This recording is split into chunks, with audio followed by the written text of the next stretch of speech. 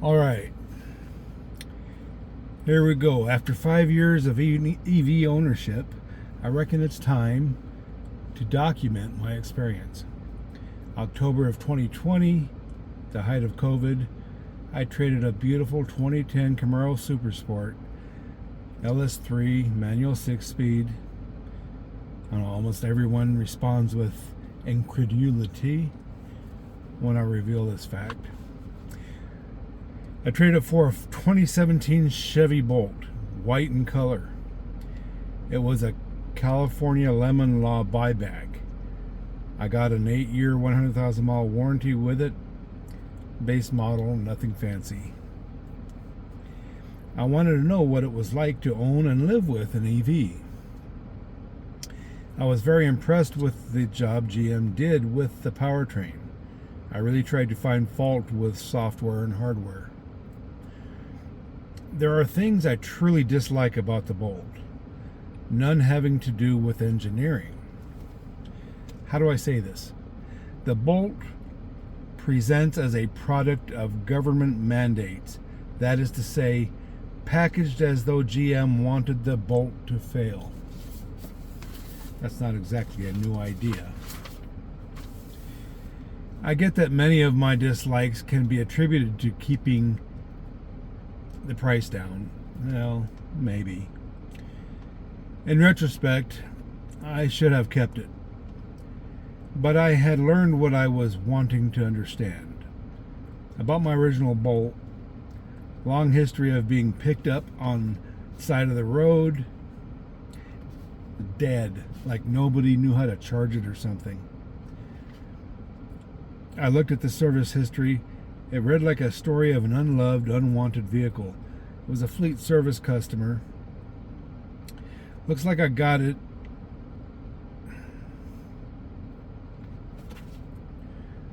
Looks like no one knew how to take care of it. You know, like hook it up to a charger on occasion. When I got it, the battery was almost qualified for replacement. It was very close.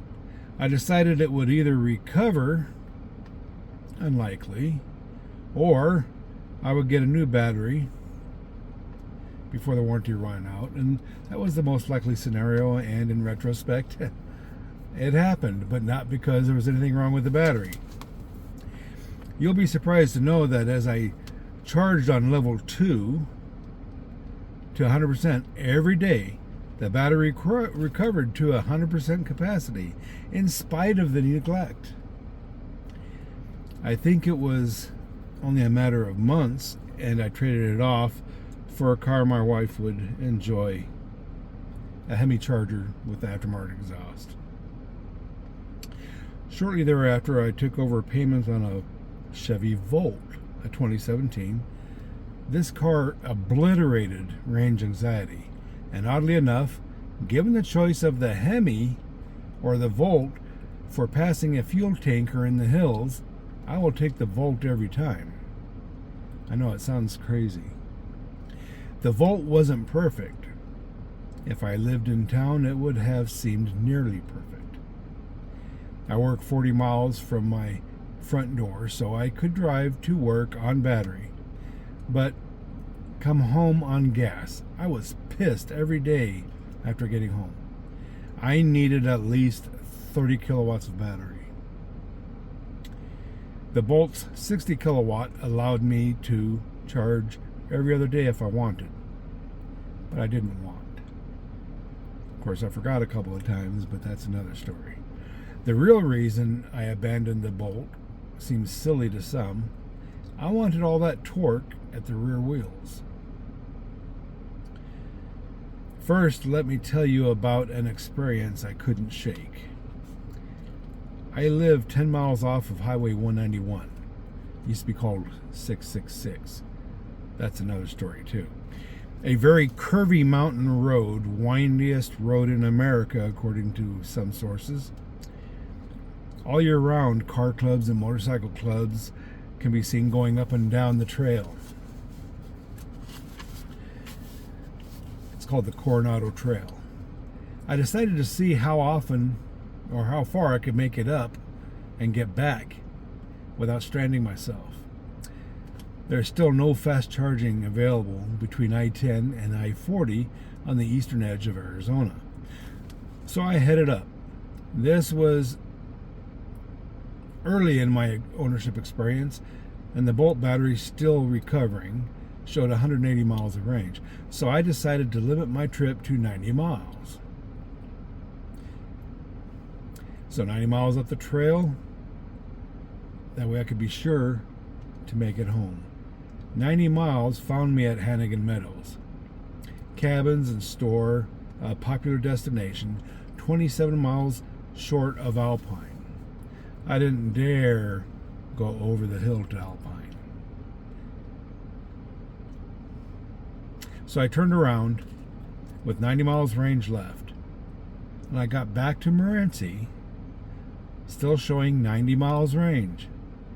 What sort of witchcraft is this? This was, I think, November of 2020. I was still driving the Bolt when I was hired by the college as an auto tech instructor. It was April of 2021 before I started, with the COVID restrictions and whatnot. Took them a while to figure out if they were going to open up. Now think of that. 68 miles without losing 1 mile of range. I should mention that 191 isn't just winding. It climbs like crazy. Google says the route has over 500 sharp curves and steep grades. What other platform on the planet could do anything like that? I was hooked. So why did I get rid of it? Well, it's complicated. I was definitely sold on EV torque. So I have to point out how hard the Bolt is to look at. Do I have to point that out? I don't think so. I think everybody understands that. But the front wheel drive was, and that in its homeliness was enough for me to reject the idea of a long-term relationship. VW had essentially the same car, but rear-wheel drive. I grew up steering with the throttle on dirt roads, so rear-wheel drive really appeals to me. And I thought with all that torque, it just seemed insane to have it on the front wheels. So I thought I would get a Volkswagen or something like it. Turns out that was easier said than done. I finally decided to get on the list for a 2022 Bolt EUV. It was a bit longer and easier on the eye, kinda. After the Volt, I really needed to get back into a full electric. I remember stopping into the Chevy dealer to talk about the waiting list for the 23 EUVs, as GM had sent me a letter saying they weren't selling any more 22s, and if I wanted to be on the list, I'd have to re-sign up. And guess what was sitting on the used lot? Another California buyback 2019 Bolt with 29,000 miles on it. It had been sitting for the last couple of years, getting the battery replaced twice. You can all look back through the campaign on that to understand how that happened. Anyway, 100,000 mile warranty and the Premier trim. I'm sitting in it right now. I know it's full of crap back there, and I use it like a truck. It's black. Terrible idea, but I didn't care. I took it home. It cost me exactly what a new EUV was supposed to cost, but I was tired of waiting. So that was March of 2023.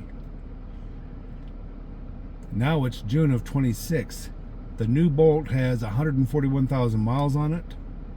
I drive it 50. Oh, I drive it 500 miles a week, It cost me about $80 to $90 a month for electricity.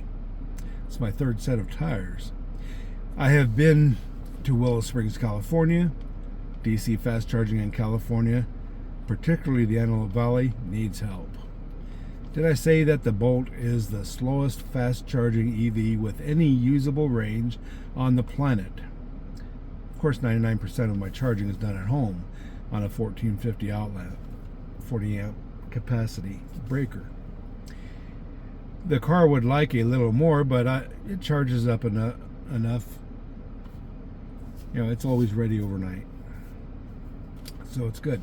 If you don't already know, the car actually controls the charging. The level 2 charge cord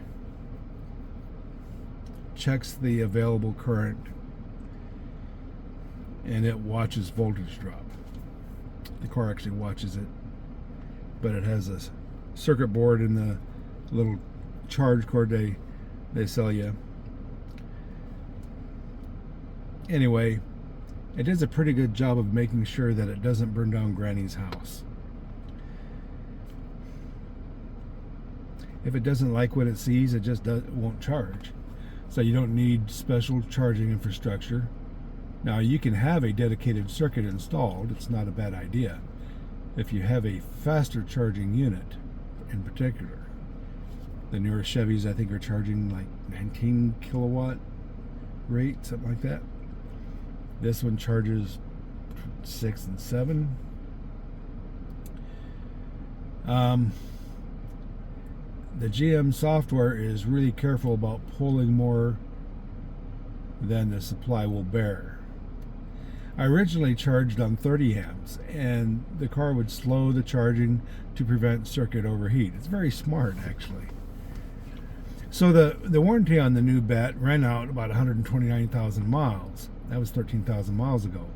I still seem to be getting very near 100% of the original 66 kilowatts of the replacement battery for useful capacity. Been averaging 3.5 miles per kilowatt, and my daily commute includes a climb through the Black Hills between Safford and Clifton, Arizona. Now, many people say that if I charge to 100% daily, that I will shorten the life of the Bolt's battery. We'll see. Let me share my reasoning. While this may be naivety on my part, I doubt it, obviously. GM has many faults, but I will not dwell on them here. Engineering is not among them, with few exceptions. So my default position, or assumption you might say, is that the BMS strategy is on the conservative side. Let's extrapolate from what is commonly known to be the Achilles heel of lithium batteries. The destructive tendencies of the cell chemistry is found at the lower and upper limits voltage-wise. So it doesn't take a rocket scientist to say, hey, let's set the upper and lower limits to stop short of the limits, building in a cushion to protect the bottom line. Bottom line, the lawyers are always worried about liabilities. And this is not difficult to conceive of. That would be a prudent approach.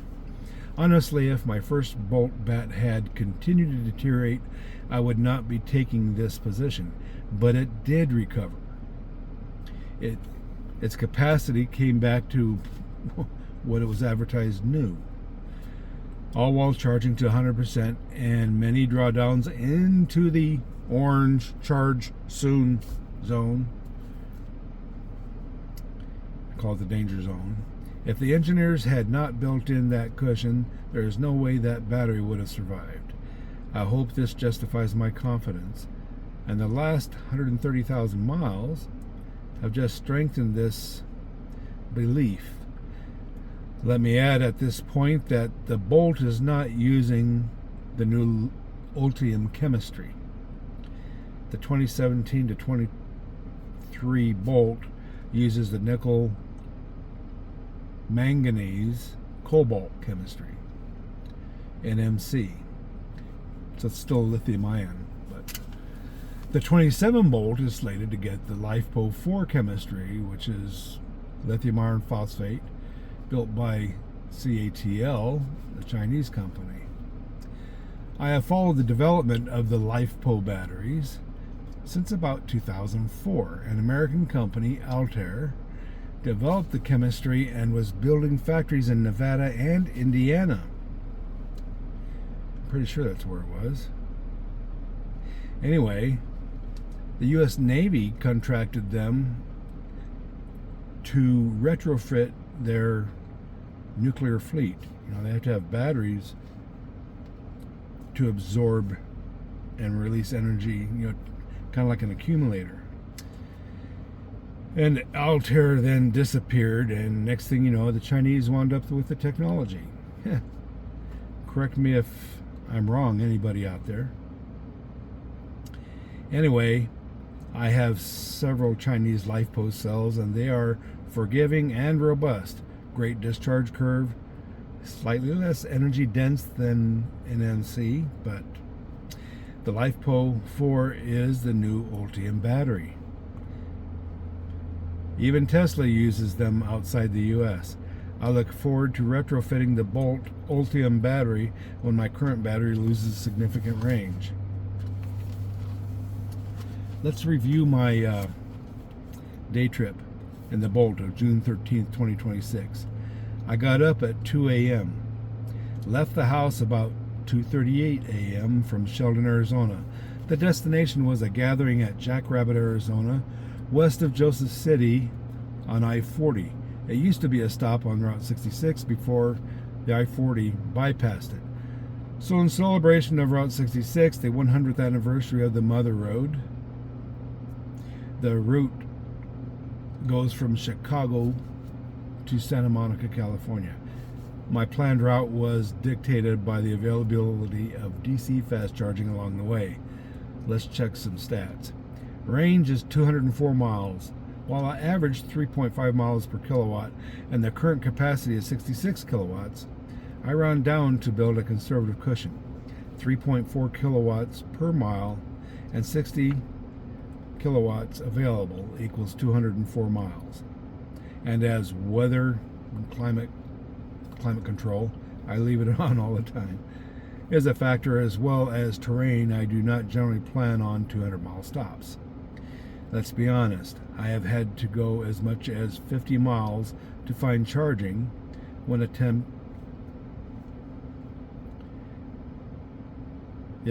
my first attempts, didn't pan out. I use Electrify America mostly. Generally good service, but I would be lying if I said it was 100% reliable. So when traveling to places the Bolt has never gone, I tend to plan conservative, as I am not a great fan of walking. I charge to between 70 to 80% when DC fast charging, sometimes less. 80% of 66 kilowatts is 52 kilowatts or 150 miles. So a realistic range between DC fast charging is 100 miles. If I go up the Coronado Trail from Sheldon, there are 0 fast charging opportunities until I reach Winslow, Arizona. 260 to 275 miles. Not an option. This forces me to go west towards Phoenix. 122 miles from home, I get to Globe and charge from 26% to 76%. I put in 42 kilowatts for $10.36. The charging session goes from 4:46 a.m. to 5:35 a.m. Then north to Show Low, 88 miles through the Salt River Canyon. Arrived Show Low at 7:26 a.m., charged till 8:35. I took on 33 kilowatts for $13.11. That took me from 32% to 83% charge. Before we leave Show Low, I have somewhat to say about the experience. After roughly 2 hours of driving up the canyon to Show Low, it's definitely a welcome sight. The charging station is in the parking lot of the City Hall complex. I had a miserable time finding a restaurant. During the week, during business hours, they do have bathrooms there, but that early in the morning, and particularly on a Saturday, it was locked. So I won't go through the whole challenge of finding a bathroom in a strange town, but I finally found the Circle K and was grateful for it. Anyway, by the time I returned to the car, it was charged to 83%, so off I went. 64 miles to Jackrabbit. I had a good time. This car show, meeting new people, a lot of great craftsmanship.